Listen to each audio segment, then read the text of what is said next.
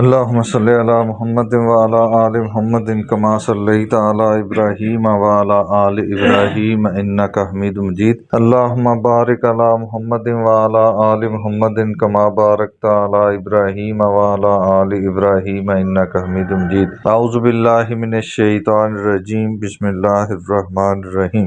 وكذلك جعلناكم أمة وسطا لتكونوا شهداء على الناس ويكون الرسول عليكم شهيدا وما جعلنا القبلة التي كنت عليها إلا لنعلم من يتبع الرسول ممن ينقلب على عقبيه وإن كانت لكبيرة إلا على الذين هدى الله وما كان الله ليضيع إيمانكم إن الله بالناس لرؤوف رحيم. اس سے پچھلے سبق میں ہم نے پڑھا تھا سیقول السفہاء، عنقریب بیوقوف لوگ کہیں گے، من الناس لوگوں میں سے، ما ولاہم عن قبلتہم التی کانوا علیہا، کس چیز نے ان مسلمانوں کو اس قبلہ سے موڑ دیا.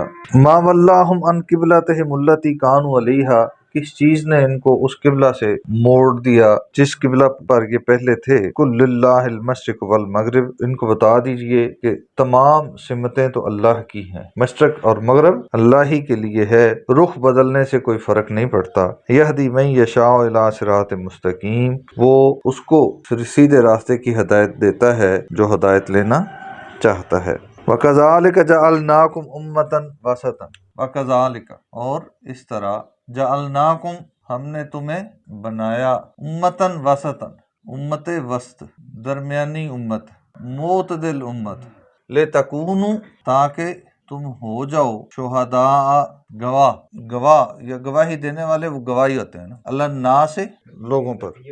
آج ہم اس کو تھوڑا سا تفصیل سے سمجھیں گے. یہاں پہ اس کا ایک معنی مثال بھی بنتا ہے، وَيَكُونَ الرَّسُولُ اور ہوں گے رسول صلی اللہ علیہ وسلم بھی، علیکم تم پر، شہیدن گواہ. امت وسط کیا ہے؟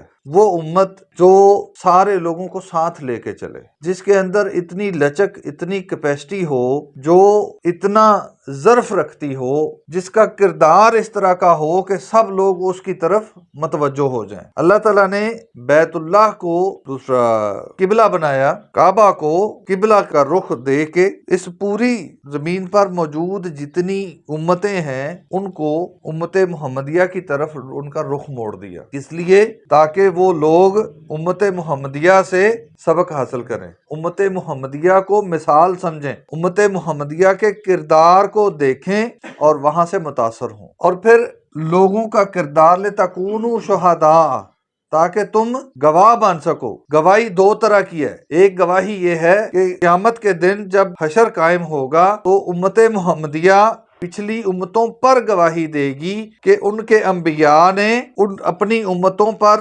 منوان اللہ کا حکم پہنچایا. اب امت محمدیہ کیسے گواہی دے گی؟ کیونکہ وہ تو اس وقت موجود نہیں تھے، کیونکہ قرآن میں اللہ نے بیان کر دیا، رسول اللہ صلی اللہ علیہ وسلم کی زبان اطہر سے بیان ہو گیا. تو آپ صلی اللہ علیہ وسلم کی زبان سے بیان ہونے والی بات، قرآن مجید میں بیان ہونے والی بات ہمارے لیے آنکھوں دیکھی چیز سے زیادہ معتبر ہے. لہذا اس چیز کو سامنے رکھتے ہوئے امت محمدیہ اس بات کی گواہی دے گی کہ پہلے جو انبیاء ہیں انہوں نے اپنی امتوں پر اللہ کا پیغام پہنچانے میں حق ادا کر دیا. وہ اس بات سے انکاری نہیں ہو سکیں گے کہ ہم تک حق پہنچا نہیں. اور وَيَكُونَ الرَّسُولُ عَلَيْكُمْ شَهِيدًا، اور رسول صلی اللہ علیہ وسلم ہم پر گواہی دیں گے، وہ اس بات کی تصدیق کریں گے کہ میری امت جو گواہی دے رہی ہے وہ بالکل برحق ہے. رسول اللہ صلی اللہ علیہ وسلم کیسے گواہی دیں گے؟ کیونکہ اللہ تعالیٰ نے رسول اللہ صلی اللہ علیہ وسلم کو بھی وحی کے ذریعے سارے حالات سے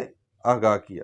وما جعلنا، اور نہیں بنایا تھا، القبلۃ قبلہ، التی وہ جو، مراد بیت المقدس. اللہ تعالیٰ فرمانا ہے کہ بیت المقدس کو جب ہم نے قبلہ بنایا تھا، التی کنت علیہا، وہ جو جس پر آپ تھے پہلے یعنی بیت اللہ کو قبلہ بنانے سے پہلے جس قبلہ کی رخ آپ تھے اس کو قبلہ کا درجہ کیوں دیا تھا؟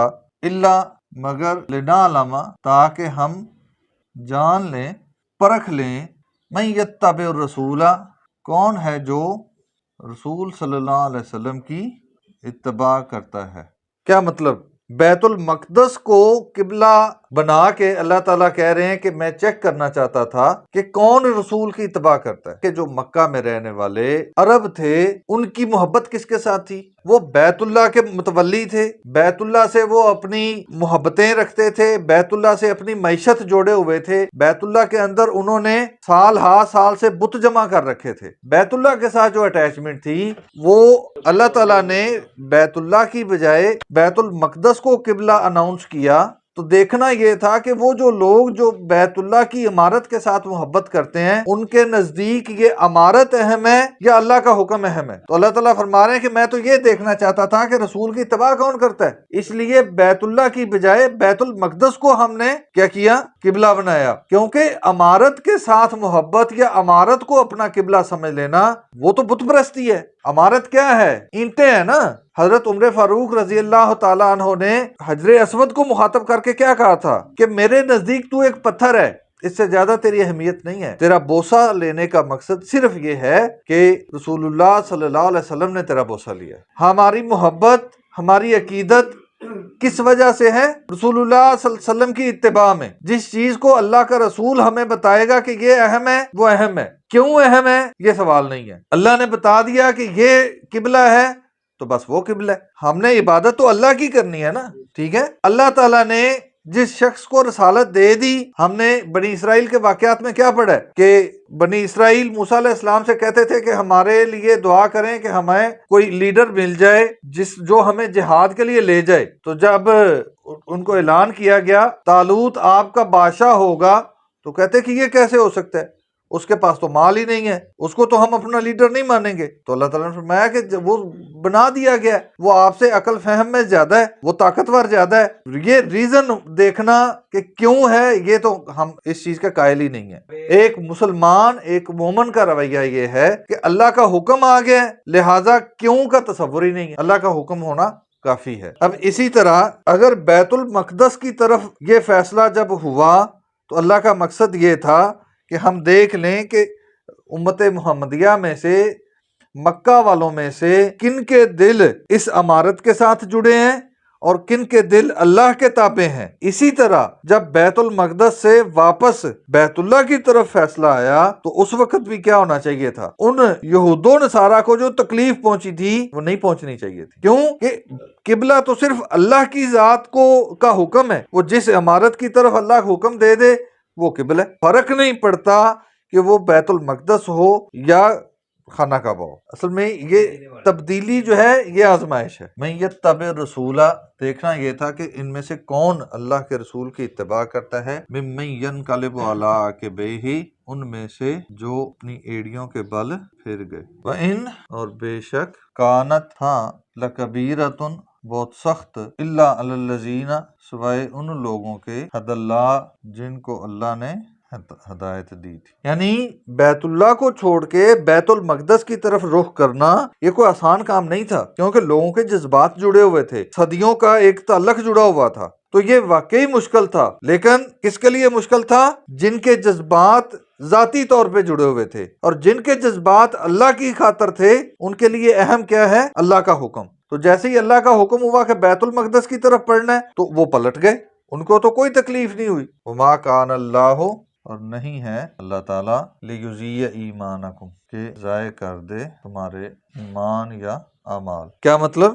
صحابہ کے ذہنوں میں سوال یہ تھا کہ اس سے پہلے جو نمازیں ہم نے بیت اللہ کی طرف پڑھی ہیں، یا وہ صحابہ جو بیت اللہ کی طرف نمازیں پڑھتے ہوئے فوت ہو گئے ہیں، اب حکم آ گیا ہے تو ان کی نمازوں کا، ان کی اس عبادت کا کیا بنے گا؟ تو اللہ تعالیٰ یہ بتا رہے ہیں کہ ایسا نہیں ہے کہ آپ کے سابقہ اعمال کو ضائع کر دیا جائے، اللہ تمہارے اعمال کو ضائع نہیں کرے گا۔ ان اللہ، بے شک اللہ تعالیٰ، بالناس، لوگوں کے ساتھ، رؤوف، شفقت کرنے والا، الرحیم، ہمیشہ رحم کرنے والا ہے۔ اللہ تعالیٰ سمجھنے اور عمل کرنے کی توفیق عطا فرمائے۔